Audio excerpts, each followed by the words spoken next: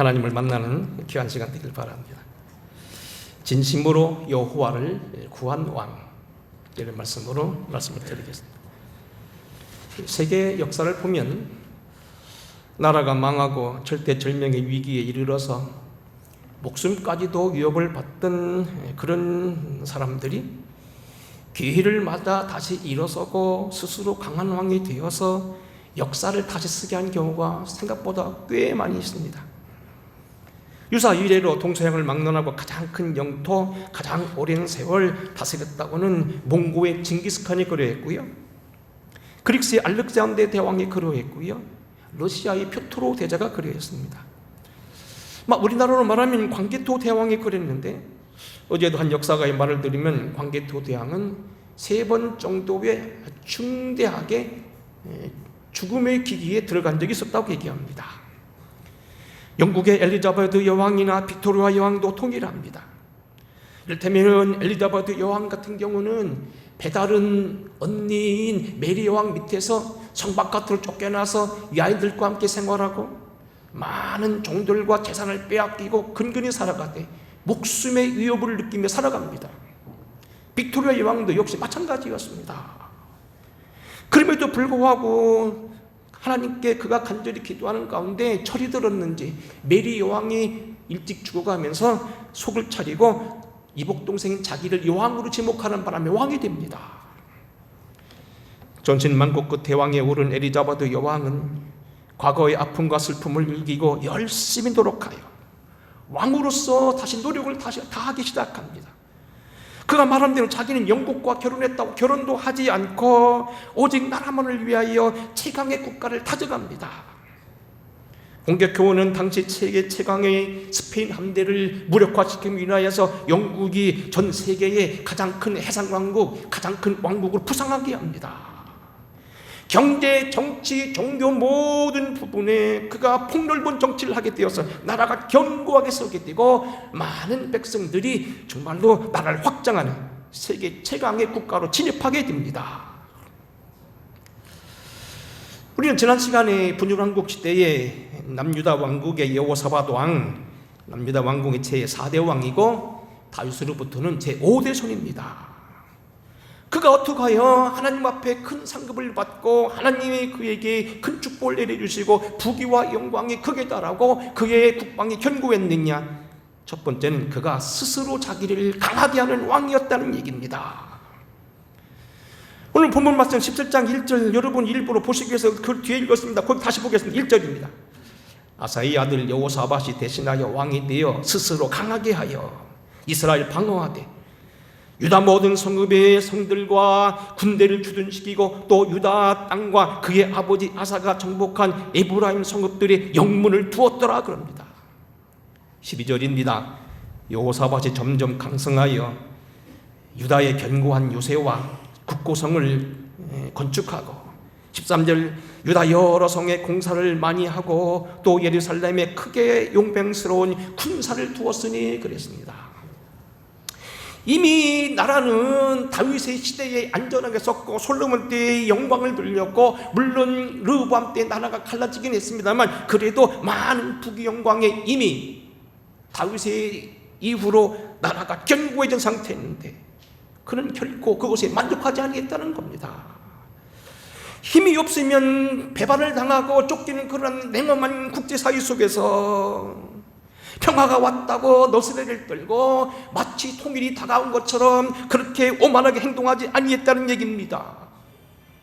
내 시대에 다 평화가 왔고 나라가 잘 된다고 그렇게 쇼맨십을 한다든지 인기몰이 정치를 한다든지 포퓰리즘으로 사람의 마음을 사로잡아 표를 자기에게 행하는 그런 인동과는 달랐다는 얘기입니다. 물론 북이스라엘 당시 왕이었던 아합 왕과 교류를 하면서 통일에 대한 노력도 합니다. 앞으로 우리가 공부하겠습니다만 이 여호사밧은 특별히 남북에 대해서 무척 그거 가까이 하려고 노력했던 왕입니다. 아합 왕과 함께 같이 교제하면서 그리고 그와 전투같이 참여하고 여러 번 만납니다. 하지만 이미 그의 나라가 견고하여졌고 부강하여졌고 이미 나는 견고했지만 그것에 만족하지 아니하고 계속하여 성을 쌓고 견고한 요새와 영문을 건축하고 많은 군사들을 양육하여 나라를 튼튼하겠다는 얘기입니다. 자주국방에 최선을 다했다는 겁니다. 이스라엘 역대 왕이 43명입니다. 악한 왕비 여호사밧의 아들 아달랴를 포함해서 43명입니다만 그 중에서 현명한 임금은 3명이고 선한 왕금은 8명밖에 불과하지 않았습니다. 다윗과 솔로몬 그리고 사울을 빼고 결국 40명 가운데 선한 왕이 많지 않았는데 그는 그렇게 견고하게 스스로 강한 왕이 되었다는 이야기입니다. 오늘은 두 번째입니다. 여호사밧이 어떻게 그렇게 큰 복을 받았느냐. 두 번째 답은 뭐냐면 저가 스스로 자기를 견고하게 했을 뿐만 아니고 전심으로 하나님을 의지한 왕이었다는 이야기입니다. 본문 말씀 3절을 읽겠습니다.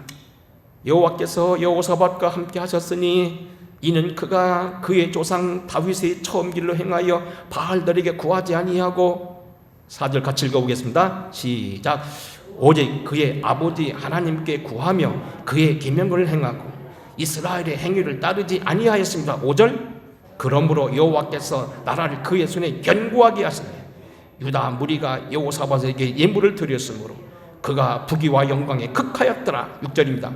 그가 전심으로 여호와의 길을 걸어 산당들과 아세라 목상들도 유다에서 제거하였더라. 한마디로 얘기하면 저가 하나님 앞에 스스로 자기를 강하게 할 뿐만 아니라 신앙적으로는 하나님을 진심을 섬기고 하나님만을 섬기고 하나님만을 경배하게 했다는 사실입니다. 전심으로 여호와를 의지했다는 뜻은 무엇인가? 구체적으로 본문에 나타나 있는 본문 말씀을 보면서 3가지로 보겠습니다. 첫째로 오늘 얘기 여호사밧이 하나님의 손에서 견고하여지고 저가 하나님과 함께하는 왕이 되어서 나라를 튼튼 대류 위에 거하게 했던 이유 중에 하나는 뭐냐면 그가 하나님만을 믿었다는 이야기입니다. 오직 하나님만이 인생에 복을 주신 하나님이요 우리 인생에 주는 하나님밖에 없다. 3절입니다. 다윗의 처음 길로 행하여 바알들에게 구하지 아니하고 그랬습니다. 특별히 여러분 주목할 것 단어는 바알들을 구하지 아니하고라는 단어입니다. 4절입니다. 오직 그의 아버지 하나님께 구하며 그랬습니다. 하나님만이 우주를 창조하시고 인생을 주관하시고 역사를 주관하신 분량을 믿었다는 얘기입니다. 세상에는 신들이 많고 영계는 잠령들이 많고 귀신들이 많지만 그것을 눈 떠보지 않았다는 얘기입니다. 오직 하나님이 생명을 주시고 나의 인생을 주관하시고 인류를 주관하시고 온 우주를 주관한다는 믿었고 하나님만을 경배했다는 얘기입니다.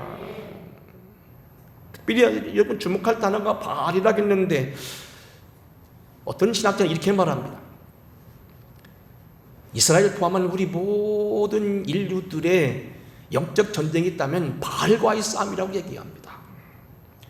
바알을 얘기하면 하나님과의 대비되는 그런 중요한 사상인데 이스라엘 백성들이 자주 기회가 나면은 바알에게 돌아갔던 이유를 여러분 잘 보셔야 됩니다.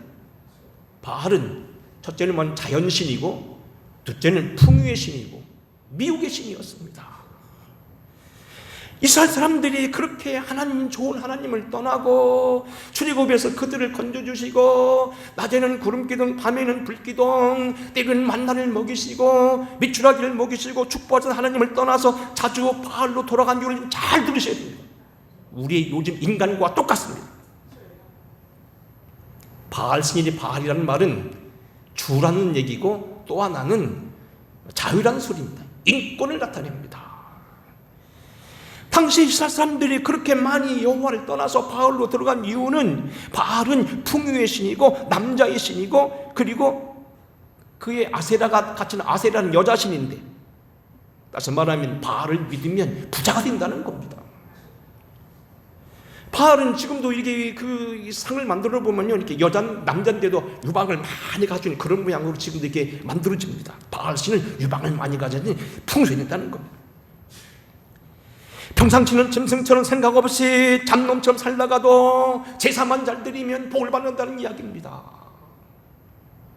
세상 보통 때는요 주일 성수할 필요도 없고요 내 마음대로 내 편한 대로 살다가 하나님께 예비만 드리고 잘하게 되면 풍요의 신을 준다는 얘기입니다. 처음에는 하나님 앞에 어려운 규칙 지킬 거 없습니다. 제멋대로 살아갑니다.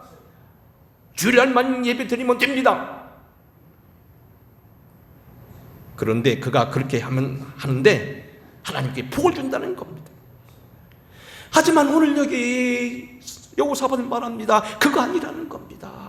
하나님을 믿는 건 자기 만족이나 자기 충족이나 풍요도 아니라는 겁니다. 그렇게 할 수도 없고 그렇게 속아서는 안 된다는 겁니다. 오직 복을 주시고 풍요케 하시는 것도 하나님이시고 인생을 주관하는 모든 건 하나님이지 절대로 거짓 종교인 바알이 아니라는 겁니다.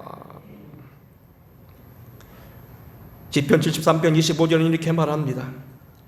하늘에서는 주 위에 누가 내게 있으리요 땅에서는 주밖에 나의 사모할 이 없나이다. 이사야서 45장 21절입니다. 너희는 알리며 진술하며 또 함께 의논하여 보라. 이 일을 옛부터 듣게 한 자가 누구냐? 이전부터 그것을 알게 한 자가 누구냐? 나 여호와가 아니냐? 나 외에 다른 신은 없나니 나는 공의를 행하며 구원을 베푸는 하나님이라. 나 외에 다른 이는 없느니라. 영계에는요 수없는 영들이 있고 수없는 타락한 천사들이 있고 수없는 거짓 것들이 있지만 오직 우리가 경배할 하나님은 한 분이라는 겁니다. 전 일반 대학 다녔는데 마침 제 교양과정부 1학년 지도 교수님이 불교학회를 지도하는 분이셨습니다. 저를 개인적으로 무척 사랑하셨습니다. 저보고 사실은 그분이 우리 법학계가 아니고 다른 과외인데 저보고 저를 전과라고 자기가 키워주겠다고 했던 그런 아주 훌륭한 분이셨습니다. 근데 그분이 그런 얘기 하더라고요. 영들이 얼마나 많느냐. 여러분 집에다가요 쓰레기통에다가요 피를 발라놓고 하루에 한 번씩 절하면 나중에 쓰레기통이 며칠만 지나면 오르락 내려간다는 거예요. 이 땅에요 귀신이 얼마나 많은지. 귀신들은 절 받는 거 좋아해가지고요 쓰레기통이라도 거기다 피를 발라놓고 거기다 여러 달 청성들이고 곧 절하면요 며칠 지나면 이 쓰레기통이 오르락 내려간다는 겁니다. 일설에 의하면은 마귀는 반역을 하며 마귀가 될 때에 하늘에 있는 수억의 천군 가운데서 3분의 1을 유혹하여 자기 사람으로 만들었다는 얘기입니다. 생각보다는 악한 영들이 무지무지하게 많다는 겁니다. 그래서 이런 신 저런 신 이런 귀신 저런 귀신 이런 영 저런 영 많다는 겁니다. 하지만 분명한 건 뭐냐면 우리가 경배하고 누려할 신은 딱 한 분 하나님밖에 없다는 겁니다. 다윗이 노래했던 시편이 바로 이런 구절이 많습니다. 시편 89편 6절입니다. 무릇 구름 위에서 능히 여호와와 비교할 자 누구며 신들 중에서 여호와 같은 자가 누구리까? 여호와는 크신 하나님이시여 모든 신들보다 크신 왕이기 때문이로다. 96편 4절입니다. 여호와는 위대하시니 지극히 찬양할 것이요 모든 신들보다 경외할 것이며. 96장 5절입니다. 만국의 모든 신들은 우상들이지만 여호와께서는 하늘을 지으셨음이로다. 97편 9절입니다. 여호와여 주는 온 땅에 지존하시고 모든 신들보다 위에 계시네이다. 내가 알거니와 여호와께서는 위대하시며 우리 주는 모든 신들보다 위대하시도다. 신들 중에 뛰어난 하나님께 감사하라. 그 인자하심이 영원함이로다. 신들이 많고 타락한 전사가 많고 사탄이 있어 우리를 유혹하지만 우리가 경배하실 분 생명의 주 우리가 노래하고 찬양할 분 딱 한 분 하나님밖에 없다는 겁니다. 여호와사밧은 이걸 믿었다는 겁니다. 바알이 저들에게 하지도 못하는 거짓을 말을 얘기하고 풍요의 신을 말하고 이스라엘 신을 모독하고 아무렇게 살아도 예배만 드리고 신전 제물만 드리면 제사만 잘 드리면 된다고 하는 그런 신앙이 아니었다는 겁니다. 하나님은 전심으로 구하되 하나님만을 예배하는 여러분 되기를 주의 이름으로 축원합니다. 인간이 지켜야 될 가장 큰 계명이 10계명이라고 얘기합니다만 10계명 가운데 1, 2, 3계명이 사실 이 내용입니다. 나 외에는 다른 신에게 신들을 내게 두지 말라. 너는 그를 위하여 새긴 우상을 만들지 말고 또 위로 하늘에 있는 것이나 땅 아래 있는 것이나 물속에 있는 것이나 어떤 형상도 만들지 말지며 그것들에게 절하지 말며 그것들 섬기지 말라. 나 여호와 네 하나님 여호와는 질투하는 하나님인즉 나를 미워하는 자를 죄를 갚되 아비로부터 아들에까지 3, 4대까지 이르게 하거니와 나를 사랑하고 내 계명을 지키는 자에게는 천대까지 은혜를 베푸시느니라. 하나님만이 우리의 주인이시고 하나님만이 영원하시며 하나님만이 생명이시고 역사를 주관하시며 여러분을 복준다는 걸 기억해야 됩니다. 성경 가운데 이런 것을 제일 잘 알고 경배했던 사람이 아브라함입니다. 아브라함은 요즘 말하면 갈대아 우르 이라크의 남단에 살고 있던 그러한 티그리스 유프라테스에 살던 그러한 사실 아람족이었습니다. 그런데 어느 날 하나님께 부름을 받습니다. 근데 그렇게 되기까지 그가 하나님 사랑하는 재미난 이야기들이 전해옵니다. 아마 제게서도 한번 말씀 들었을 겁니다. 그의 아버지 데라가 유감스럽게도 우상을 만든 사람이었습니다. 다시 말하면 목각을 만들고 무슨 돌을 쪼아가지고 만들어서 이상한 무슨 장승이나 이게 무슨 불상을 만들고 이렇게 파는 사람이 있답니다. 아브라함이 늘 그 마음을 아프게 했다는 겁니다. 어느 날 아버지가 멀리 나간 사이에 아브라함이 몽둥이를 들고 와서 창구를 열고 우상들을 부수기 시작했답니다. 수없이 팔으려고 싸는 목상들을 다 두드려서 팔다리가 떨어지게 목이 부러지게 만들었습니다. 태연하게 앉아있습니다. 아버지가 와서 딱 보니까 이상하게 창고를 열어보니까 난리가 난 거. 그리고 그 앞에 또 안돌가 있습니다. 화를 내고 아버지가 아브라함을 짰습니다. 내가 그랬느냐? 아브라함이 그랬습니다. 아닙니다. 사실 저는요 그게 아니고요. 아버지 가신 다음에 이웃집 아저씨가 떡을 가져왔는데 이 떡을 먹으라고 제가 창고에다 갖다 놨더니요 나중에 이상하게 들어보니까 막 창고 속에 우당탕 소리 나보니까 저렇게 싸우고 있더라고. 목이 부러지고 다리가 부러지고 난리가 났다. 예끼 이놈. 그놈들이 어떻게 이렇게 무슨 믿겠습니까? 그래서 한 얘기가 있답니다. 아버지 맞습니다. 그것들은 정말 말도 못하고 생각도 못하고 연기와 같은 것들입니다. 하나님을 경배하셔야 됩니다. 그랬다는 거예요. 여튼 문제는 아브라함이 오늘 믿음의 조상이에요. 우리의 축복의 조상이에요. 이스라엘의 시조라고 말하는데 그 이유는 뭐냐면 저가 하나님만이 복주시는 자이시며 하나님만이 우주를 지으신 분이요 역사를 움직이는 걸 믿었다는 겁니다. 그래서 저에게 말씀했을 때 미련 없이 갈대아 우르와 하란을 떠나게 되었고 사람들에게 담대해서 네가 우하면 좋아하고 좋아하면 우하리라 하나님은 내게 복 주실 거라고 말했고 많은 재물을 약속하는 소돔왕의 요절도 거부하고 하나님만을 낳고 때로는 100세에 난 아들까지 들으시는 담력이 있었다는 겁니다. 첫 번째 복을 받은 이후 저가 여호와를 전심으로 구했다는 하나님만을 찾고 하나님만을 경배하는 자였습니다. 두 번째는 오늘 본문 말씀 잘 보시면 4절에 보게 되면 전심으로 하나님을 의지했다는 건 뭐냐? 그의 계명을 따라했다는 겁니다. 다 같이 한번 4절 한번 같이 읽어보겠습니다. 4절 시작. 오직 그의 아버지 하나님께 구하고 그의 계명을 행하고 이스라엘 행위를 따르지 아니했더라. 하나님을 믿고 예배하는 그는 예배 드리는 것만 끝난 게 아니고 평상시 그 말씀대로 살았다는 겁니다. 하나님을 믿었기에 하나님 말씀대로 살고 연구하고 요즘만 성경을 공부하고 그때 살려고 노력했다는 겁니다.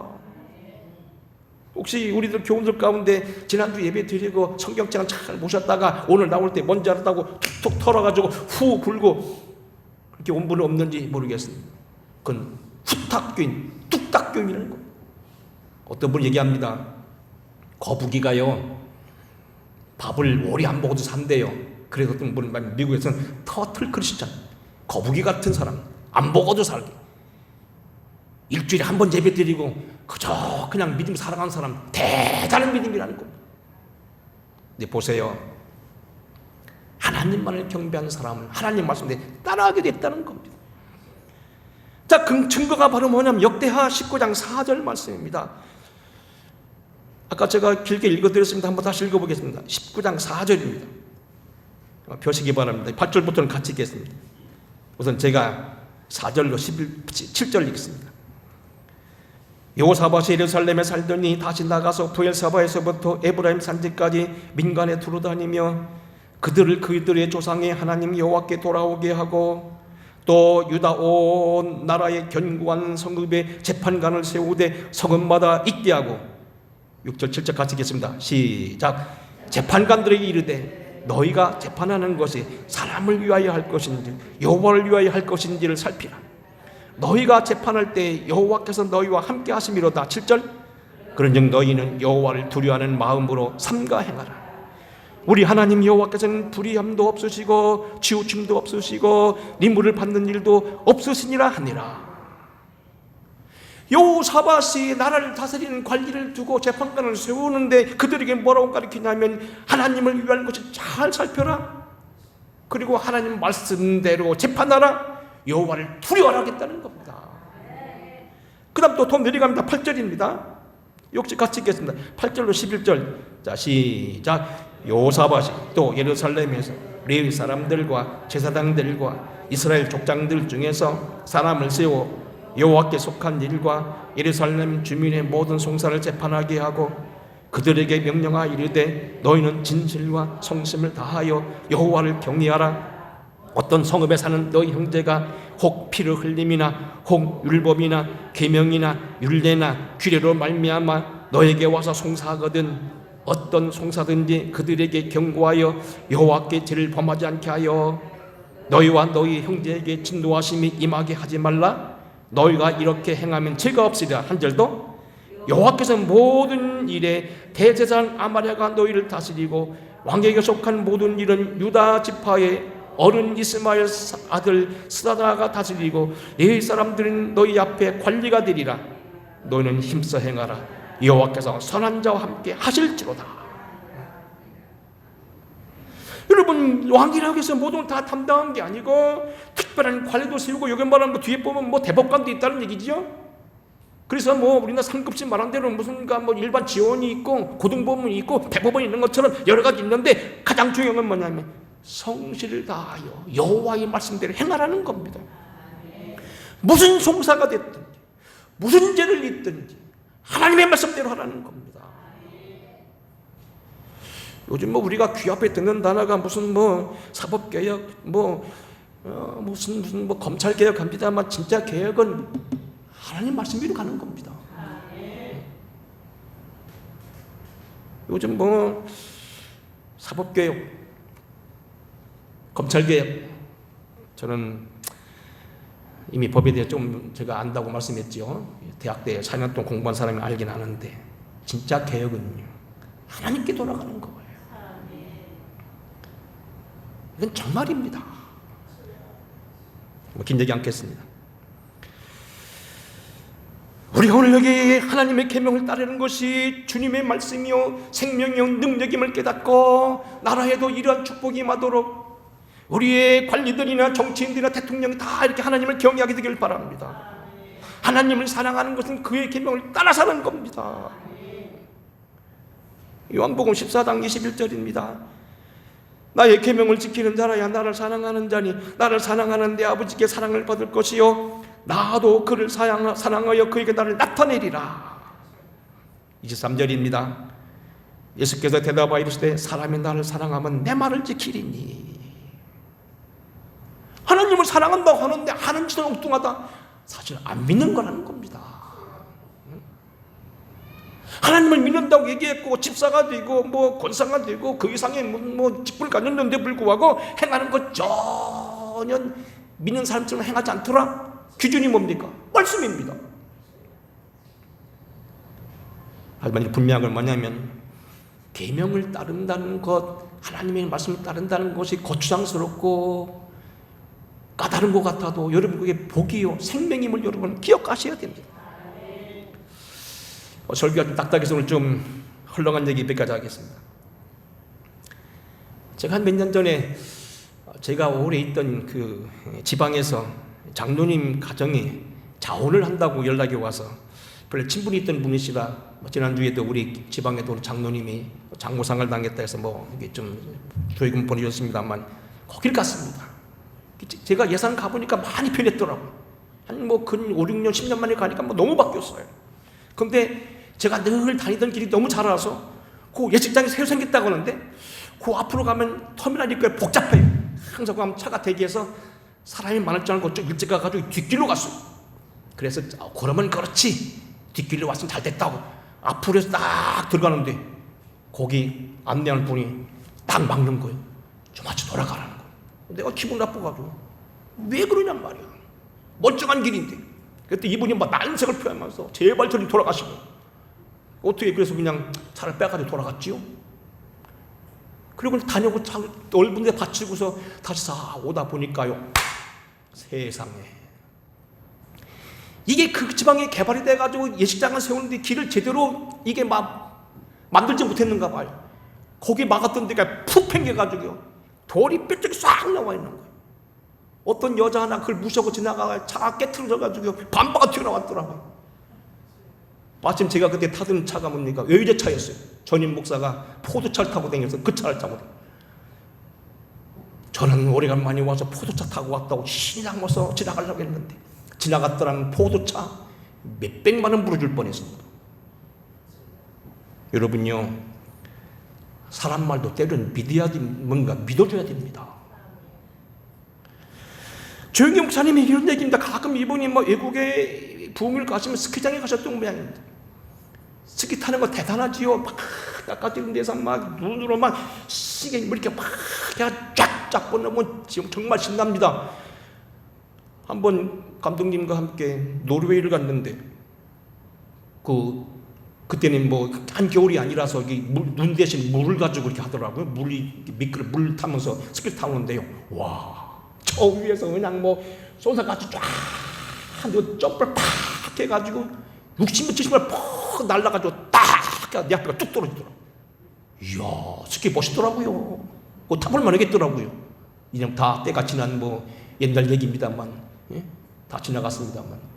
그런데요, 조영기 목사 하는 얘기가 있어요.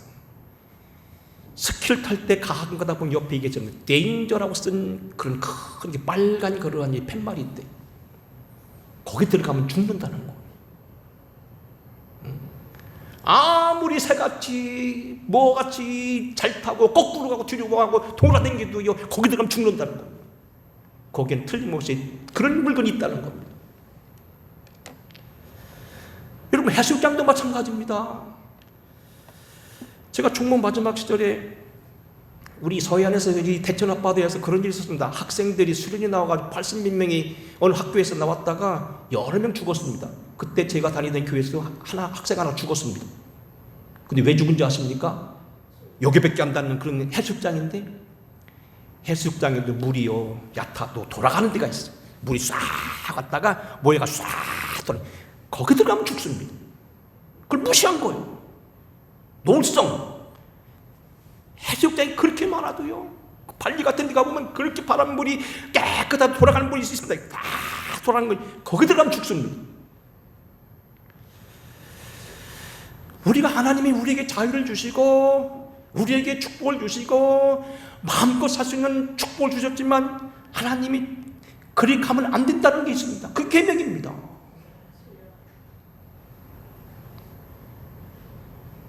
신명기 30장입니다.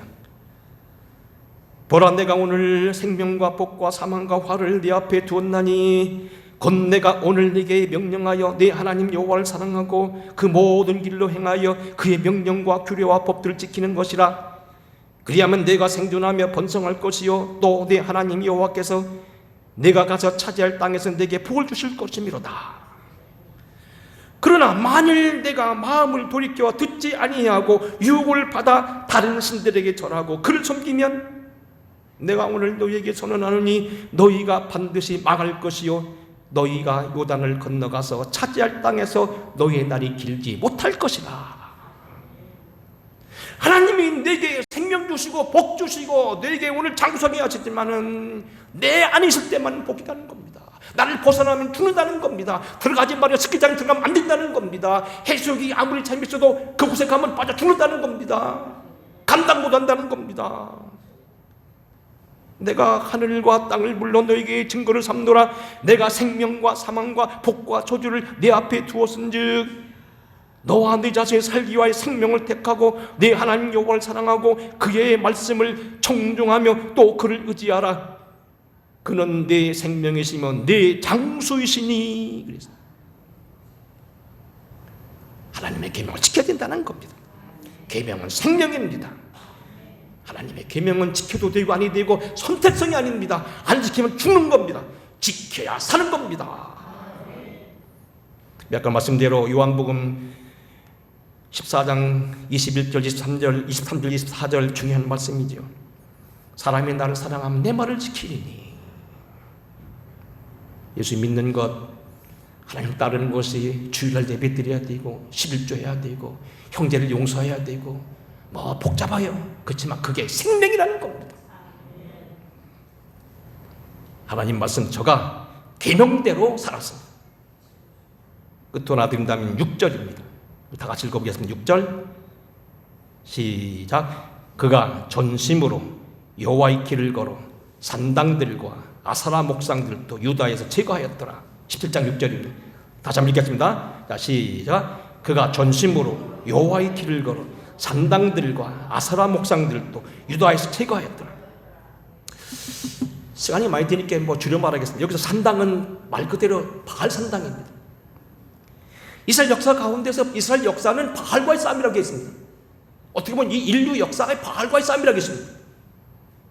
왜? 여호와의 신은 까다로워요. 지켜야 될 규범이 있고요. 함부로 싸움도 못하고 용서해야 되고요. 응? 성질 나도 함부로 화내지 말아야 되고요. 헌금도 해야 되고요. 까다로워요. 사실 바알은 당시 모든 종을 다 통틀어 여러분 우리가 알고 있는 모든 신대사를 바알신입니다. 바알이 왜 문제되나 한번 여러분 잘 들어보시기 바랍니다. 지금 신학적으로 접근합니다. 좀 어렵게 잘 들어보세요. 성서 사전에 나와 있는 신학 사전에 나오는 바알입니다. 제가 읽어보겠습니다. 바알, 주, 자유자란 뜻이다. 수리아와 가나안 땅의 유명한 생산신이다. 바알을 그 지방의 풍년을 가져오는 주는 신으로 생각했다. 여호와는 원래 광야의 신으로서 인식되어 옥토의 농업 문화에 관계없다고 여기고 농산물 풍요는 오직 그 지방 소유자인 바알에게 달려있다고 생각하였다. 그렇기 때문에 생산 제사와 여호와 예배와의 절충이 생겨 가나안 종래의 지방 산당이 여호와의 성소에 채택됨으로써 더욱더 혼합주의 생결이 짙어졌다. 이런 얘기예요. 이스라엘 백성들이 시내산에서 하나님을 만나고 광야를 통과해 왔으니까 하나님의 신은 산의 신이고 사실 여기 와서는 바알이라는 겁니다. 농경사에는 바알을 믿어야 된다는 겁니다. 그 신이 그 신인데 산에서는 여호와라고 부르고 여기서는 바알이라고 부른다는 겁니다. 그 짝꿍을 시켰어요. 그래서 바알 숭배는 더 읽어보면 이스라엘에 침투하여 여호와의 혼합주의 성격을 띠고 여호와를 지키는 다른 예배로 부두덕한 예배 바꿔버립니다. 나름대로 그 하나님이 그 하나님이지 뭐 다시 말하면 거꾸로 가도 서울만 가면 되지요. 그렇게 믿었다는 겁니다. 그럼 잘 보세요. 이시오라고 하는 그 외교관이 고대 근동 레바논과 그리고 시리아에 살면서 나름대로 책을 쓴 게 있어요. 제가 한 책 사봤어요. 중근동 기독교 성전이라는 책인데 거기에 보면 바알 예식에 대해 잘 연구해 뒀더라고요. 제가 한번 읽어보겠습니다. 바알이 왜 문제가 되는지 잘 들어보세요. 뭐가 다른지. 1년 2차례 축일에는 아침 햇살에 신상이 비쳐 황금빛으로 찬란하게 빛나면 전날 밤부터 어둠 속에 대기해왔던 악사들이 일제히 트럼펫을 불고 심벌조와 드럼을 두드리며 태양신을 맞이한다. 그럼 역사 어둠 속에서 기도하며 기다리던 신자들이 일제히 환호성을 터뜨리며 태양신을 맞이하면서 오늘날 남배에서 보는 것 같은 비슷한 태양제가 시작된다. 축제가 시작되면 먼저 바알 신전에서 새로 입기하는 자들에게 비밀스러운 교회 전수식을 행하고 고위 사자가 양을 잡아 신전 제단에서 불을 태워 희상제를 오른다. 희생제가 끝나면 신자들은 성소 지붕 위에 모여 성석 즉 샘죽이 그 안에서 신이 건조하다고 믿는 검은 돌을 만지며 하늘을 향해 손을 들어 올려 바알의 임재를 간구하며 자기들이 각자의 소원을 기도한다. 이들 예식이 끝나면 바쿠스 신전에서 그에 빚은 포도주를 공급하여 잔치를 벌이고 성기능이 약하거나 불임증으로 아이를 낳지 못하는 여인에게는 체은제이 마치 성분이 든 동말풀 진액을 공급하는데, 밤이 되면 치웅이 도도해진 신자들이 아스타로 신전 주의를 돌며 원물을 주고 분위기가 고조되면 모두가 집단적 체면 상태에 빠져든다. 오늘날 서구의 텔레비전을 보는 유명한 참가수가 흡연한 출연하는 가운데 공연장 깊은 밤에 분위기가 고조될 때 젊은 남녀들이 한 덩어리가 되어 노래에 맞춰 춤을 추며 광란의 체면 상태에 빠져가는 광경을 보는데 그와 비슷한 상태가 생긴다. 그 다음 주에 어떤 자는 너무 흥분하여 자기의 성기를 떼어 신전에 바치는 죄도 있었고, 성에 관한 한 그리스도의 쾌락주의나 성을 통해 신과의 일체성을 추구한다는 인도의 탄트리즘은 저리 가라고 할 정도다. 왜냐하면 바알 신자의 태양제는 개인 차원이 아닌 집단 차원으로서, 유세비우스에 하면 이곳 헬포리스 신전에서는 비너스 신을 숭배하는 남녀들이 신전에서 몸을 껴안고 앉아 있었다가 아버지들도 딸들이 매험하는 것을 보고 있었다. 다시 말하면 어두워지면 아무거나 짝을 찾아서 아기를 낳는다는 거. 산에서는 여호와있지만 여기서는 바알이라고 같은 신을 해놓고 나서는 엉뚱한 거예요. 져야 된다는 거예요. 매임을 하고 혼합주의, 편의주의. 요즘 말은 뭡니까? 동성하게 있든, 남자가 남자끼리 살든, 여자가 여자 와서 이게 사위라고 그건 지금 안 주면 된다는 겁니다. 강간죄 없어진 지 오래됐잖아요. 관계없다는 겁니다. 죄가 아니라는 겁니다. 저 좋으면. 여러분, 인류 역사가, 유대의 역사가 바알과 삽이라는 것이 바로 이걸 말합니다. 바알 신앙은 뭐냐면 자기 편법주의, 인간 쾌락주의, 도덕적인 문제가 아닙니다. 풍요하게 살는 것만이라는 겁니다. 내 맘대로 살다가 바알 우리가 나오죠. 열왕기상 18장에 보게 되면 바알이 어떻게 하는 거 알잖아요. 그렇게 하면 된다는 겁니다. 예수 믿는 거 어떻습니까? 주일날 예배 드려야지요. 헌금해야지요. 또 교회 갈 때 이거 어쩌고 뭐 맥주 감사라고 뭐 무슨 감사라고 뭐 해야 된다는 거지. 뭐 누가 아프다고 도와줘야 된다는 거지. 뭐 내가지 복잡합니다. 화가 나도 화내지 말라는 겁니다. 시어머니 시아버지하고 때로는 맘맘대로 싸우지 말라는 겁니다. 민들이하고. 그리고 용서하라는 겁니다. 귀찮다는 겁니다.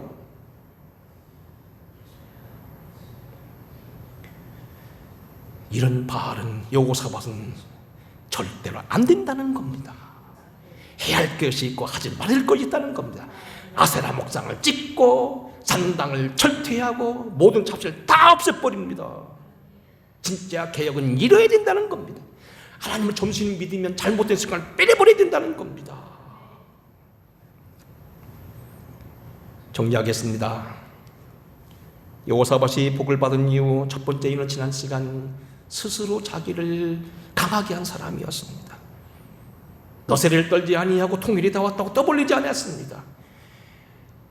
이미 자기 아버지 때에 할아버지 때에 다윗 때에 견고하게 된 왕이었지만 거기에 만족하지 않고 스스로 끝방했습니다. 또 하나는 저가 하나님을 전심으로 구했습니다.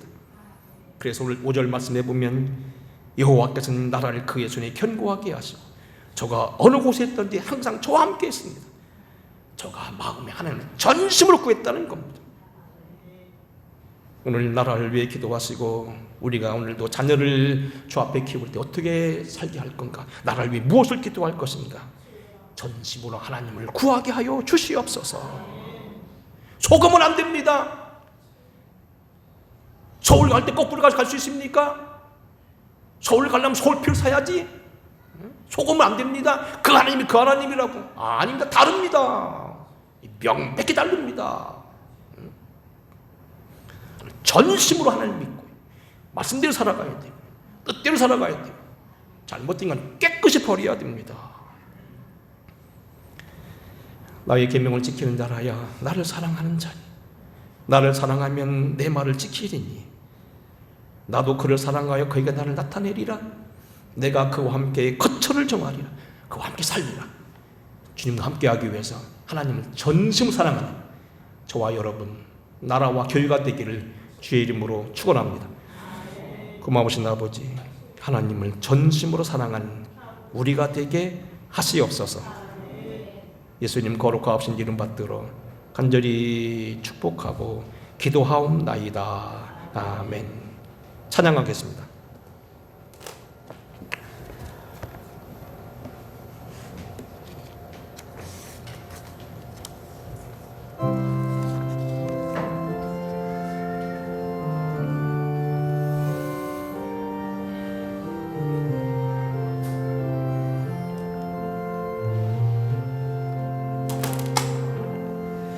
예수 따라가면 복음 순종하면 우리 행할 길 하나겠네.